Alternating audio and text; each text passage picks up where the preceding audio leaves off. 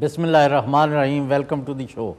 हम मुल्की सियासत, ख़ारजा अमूर, दाखिली मामलात, बल्कि तमाम मामलात जिनसे पाकिस्तान के लोगों को कंसर्न है वो डिस्कस करेंगे।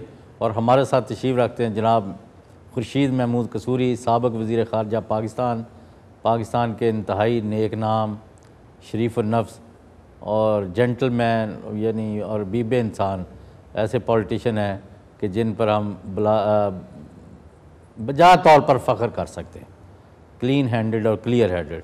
और इनके वालिद मरहूम मियाँ महमूद अली कसूरी ह्यूमन राइट्स की जो है पाकिस्तान की तारीख़ है उनकी खिदमात के बग़ैर अधूरी है।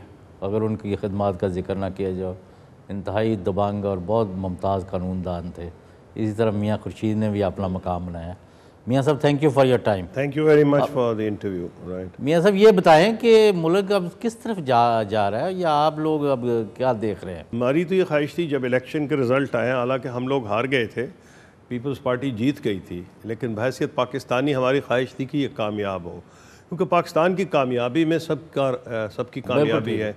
लेकिन अफसोसनाक बात यह है कि आज अभी 2.5 साल के करीब हुए, आधा इनका अरसा हुआ है, और जिस किस्म की पाकिस्तान में डिमोरलाइजेशन है वो आपके सामने है। हम नहीं चाहते थे कि हालात इस नहज पे पहुँचें। अखबारात आप देख लें, चाहे वो इनकॉम्पिटेंस हो, करप्शन हो, कहानियाँ भरी पड़ी हैं। अब जिन हालात पे मुल्क पहुँच गया है, मैं ये समझता हूँ जो लोग जल्दी को रास्ता ढूंढ रहे हैं वो भी सही बात नहीं, क्योंकि लोग समझते हैं जिन हालात पे मामलात पहुँचे अब इसका कोई जल्दी हल होना चाहिए। मुझे जल्दी हल नज़र नहीं आ रहा। उसकी वजह यह है कि मैं समझता हूँ कि जो भी गलतियाँ हुई, हुकूमत अगर गलती कर भी रही है और जो मेरे मुताबिक कर रही है, तो इसको टेन्योर पूरा करके इसकी अकाउंटेबिलिटी इलेक्शन में होनी चाहिए। नहीं तो फिर ये मार्टर बनेंगे और ये मुल्क के लिए बेहतर नहीं है। और अगर हम इस सिस्टम को चलाना चाहते हैं, या तो हम एक दफ़ा फैसला करें बहैसियत कौम कि हम चाहते क्या हैं। तो अगर हम वाकई जमहूरी निज़ाम को चलाना चाहते हैं, एक तो इनको टेन्योर जो है वो मुकम्मल करना चाहिए, लेकिन साथ एक बहस भी करनी चाहिए। जमहूरियत का मतलब ये नहीं है इनकॉम्पिटेंस हो या करप्शन हो, बिल्कुल नहीं है। हमें ये भी सोचना पड़ेगा, और मैं समझता हूँ कि मीडिया को ये बहस शुरू कर देनी चाहिए कि क्या चीज़ जमहूरियत है। जमहूरियत का सिर्फ ये मतलब है कि आप एक दफ़ा इलेक्ट हो जाएं, उसके बाद आप इनकॉम्पिटेंस करप्शन करें और कहें जी हमारी अकाउंटेबिलिटी अगले इलेक्शन में होगी। नहीं, गलत बात है। दुनिया में बहुत से जमहूरी मुल्क हैं जिनमें गवर्नेंस बहुत इंपॉर्टेंट है। मैं ये समझता हूँ कि हमारे यहाँ इतने ख़राबियाँ हैं, मैं कुछ इशारा ही करूँगा। मसलन गवर्नेंस के क्यों इश्यूज़ हैं। पंजाब का जो सूबा है, ये 189 या 196 जो UN के मेंबर्स हैं उनमें से को 70% से तो बड़ा पंजाब है, ममालिक से बड़ा है जी। बलूचिस्तान का जो सूबा है आबादी के हिसाब से, रकबे के, वो तो मेरा ख्याल है कोई दुनिया के अगर 30 मुल्क छोड़ दे तो 150 से ज़्यादा बड़ा है और पसमानदा है। एक तो हमें सीरियस डिबेट करनी चाहिए। बदकिस्मती से हमारे यहाँ इतना, वो कहते हैं ना, कन्फ्यूजन फैल गया है। आप सूबों की बात करें तो कहते हैं जनाब ये तो जी छोटे सूबों के ख़िलाफ़ साजिश हो रही है। अगर आप पानी की बात करें तो कहते हैं छोटे सूबों के ख़िलाफ़ साजिश हो रही है। हालांकि छोटे सूबों को ये सोचना पड़ेगा। अब मैं ऑनेस्टली आपसे एक बात कर रहा हूँ कि पंजाब अल्लाह ताला का बड़ा मेहरबानी है, जहाँ 62% आबादी है, वहाँ पानी फिर भी है अंडरग्राउंड, पूरा नहीं है, कमी है, आबादी तेज़ी से बढ़ रही है। दूसरे सूबों में तो अंडरग्राउंड वाटर भी नहीं है। अगर डैम्स नहीं बनते तो फिर दूसरे सूबों में क्या होगा। यहाँ तो कुछ ना कुछ मुसीबत करके लोग कर लेंगे, क्योंकि अंडरग्राउंड वाटर अब तो यहाँ मौजूद है, काफ़ी एरियाज़ में स्वीट भी है। बलूचिस्तान में आप हैरान होंगे कि कोयटा कैपिटल है, वहाँ लोग कहते हैं अगर पानी निकालो तो माइनिंग हो रही है, यानी ख़त्म हो जाएगा। अब ना कोई यहाँ सूबों की बात करता है, ना कोई यहाँ बात करता है पानी की बात, और एकदम उसको रंग दे दिया जाता है छोटे बड़े सूबे का।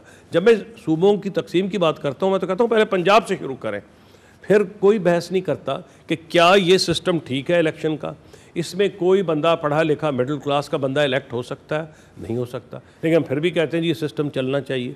भाई जमहूरियत चलनी चाहिए, मैं हुकूमत को भी कह रहा हूँ कि इसका टेन्योर पूरा होना चाहिए, लेकिन क्या कोई पाबंदी है कि क्या इलेक्शन सिस्टम होना चाहिए, पार्टी लिस्ट कितनी तादाद में हो।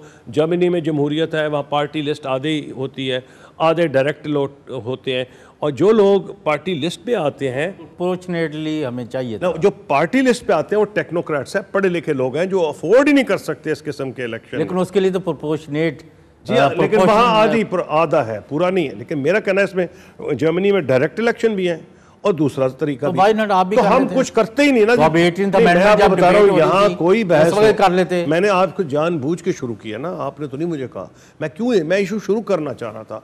मुझे अफसोस यह है कि हमारा भी जो मीडिया है वो ज़्यादा फोकस एक नॉन इशूज़ पे कर रहा है।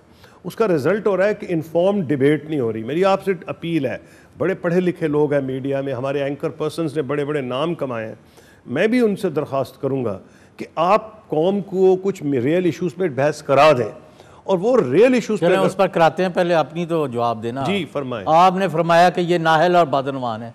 वो कहते हैं कि हम हर काम ठीक कर रहे हैं, लोगों ने हमें मैंडेट दिया है। बलूचिस्तान पैकेज किसने दिया? गिलगित बल्तिस्तान को, यानी दाखिली खुद मुख्तारी उनको दिया है, अपने बंदे इलेक्ट करके वज़ीर आला गवर्नर बैठे हैं जी।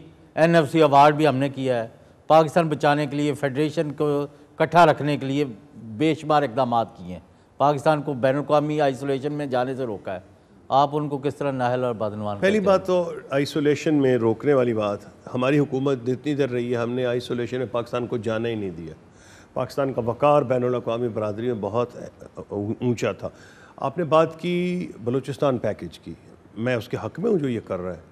मैं ये नहीं कि क्योंकि अपोजिशन में हूँ तो इन पे तनकीद करता जाऊँ, लेकिन हमारे दौर में बहुत ज़्यादा इन्वेस्टमेंट हुई थी बलूचिस्तान में। आपने कहा, आपने एक जिक्र नहीं किया कॉन्स्टिट्यूशनल पैकेज का, उसमें अच्छाइयाँ भी हैं लेकिन उसमें बुराइयाँ बहुत हैं। उसने पार्टी के इलेक्शन ही ख़त्म कर दिया, उसके अंदर एक नई बहस शुरू हो गई, नई डिक्टेटरशिप, एक नई बहस शुरू हो गई है कि जजेस की अपॉइंटमेंट का तरीक़ाकार सही है या नहीं है। तो सिर्फ ये कि आपने सीगा राज में, देखिए ठीक है ये लोग मिलते रहें कई महीने, और मैं मानता हूं कि इनको राइट है, मैं उन लोगों में नहीं हूं कि मैं कहता हूं ये हमारे नुमाइंदे हैं और 2/3 मेजॉरिटी जब आइन तरमीम हो जाए तो मैं उन लोगों में नहीं कि कुछ हम शॉर्टकट ढूंढें। फिर ये तो है तरमीम, हमारे आइन में ये लिखा हुआ है। अब लेकिन तरमीम का चाहिए, मैं हक इनको है, लेकिन क्या इन्होंने सही किया है? हक तो पहले भी था कि 10-10 मिनट में आइन तरमीम हो गई, बिल्कुल हक था, लेकिन क्या वो सही तरीका था? अब की हुआ है कि 10 मिनट में नहीं हुई, कई महीने लगे हैं, लेकिन क्लोज डोर्स में कोई पब्लिक डिबेट नहीं हुई। जैसे ही बाहर निकले एकदम उसको पास कर दिया। अब पता लग रही है क्या कब आते हैं। और इलेक्शन पार्टी की पब्लिक ओपिनियन सोलिसिट ही नहीं की जी, नहीं सोलिसिट की। तो इसलिए मैं कह रहा हूँ कि जो बातें हैं, अब आपने जिक्र किया NFC अवार्ड का, NFC अवार्ड का जब जिक्र किया। अच्छा मियाँ खुर्शीद महमूद कसूरी साहब, माफ़ करना, आपके let's come back to your parenthesis, इनको अपना वक्त पूरा करना चाहिए। भाई यहाँ तो लोगों को 2 वक्त रोटी के लाले पड़े हुए हैं, लोग जोलियाँ फैला के इनकी बददुआएं दे रहे हैं कि मगर ये इनसे जान छुड़ाओ हमारे। और ये यानी करप्शन के अंबार लगे हुए हैं, कोई दिन जाता नहीं कि स्कैंडल निकले इनका, नए से नए बिलियंस ऑफ रुपीज़ के स्कैंडल जा, और किसी करप्ट क्रिमिनल आदमी को, एक बंदे को नहीं हटाते ये। मासवाए जहाँ सुप्रीम कोर्ट पाउंड यानी पैर डाल के हुक्म ना दे दे और वो भी कई दफ़ा रिपीट ना करे, तो ये तो टस तो मस नहीं हो रहे। इन हालात में मुल्क खुदा न खास्ता इसका तो सिस्टम ही केव इन करके अंदर ही अंदर से बैठता जा रहा है। ये 2 साल अगर 2 साल और रह गए तो फिर आप और हम क्या गुफ्तगू करें? मैं तो आपके सारे सवाल से एग्रीमेंट में हूँ। मैंने एक ऐसी चीज़ आपने नहीं कही जिससे मुझे डिसएग्रीमेंट हो।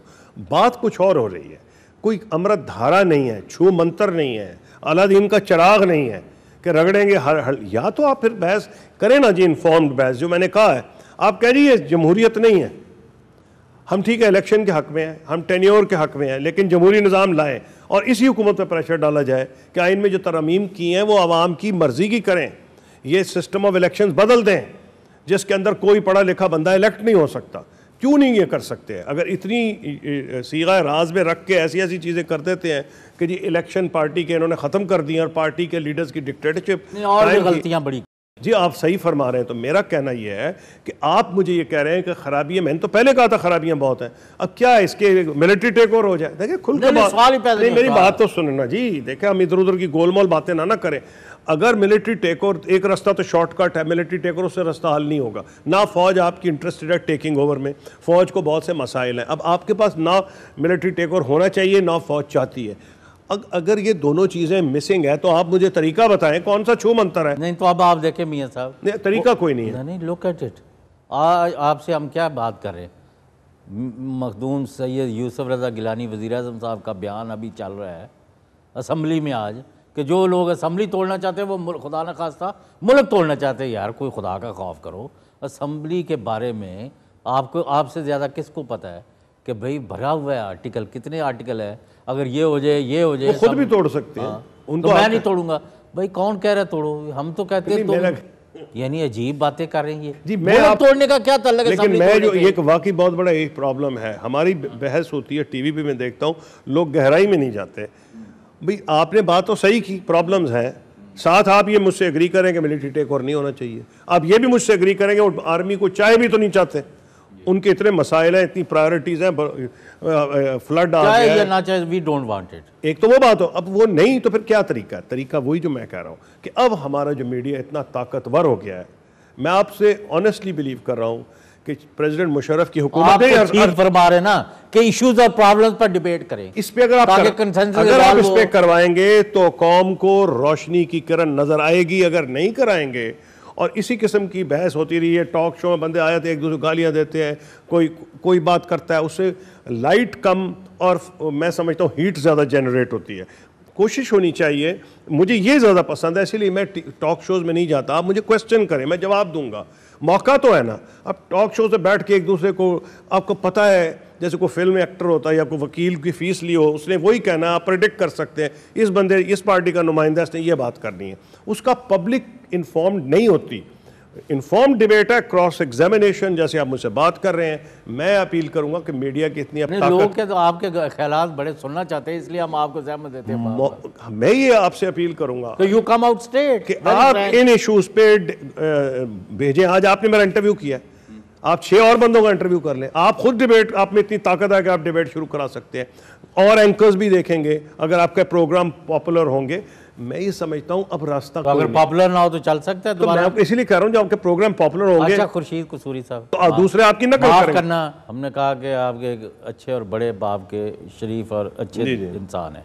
हैविंग सेड दिस, अब जब परवेज़ मुशर्रफ जो है इक़्तिदार में नहीं रहे तो आपने उनको हॉट पोटैटो की तरह फेंक दिया।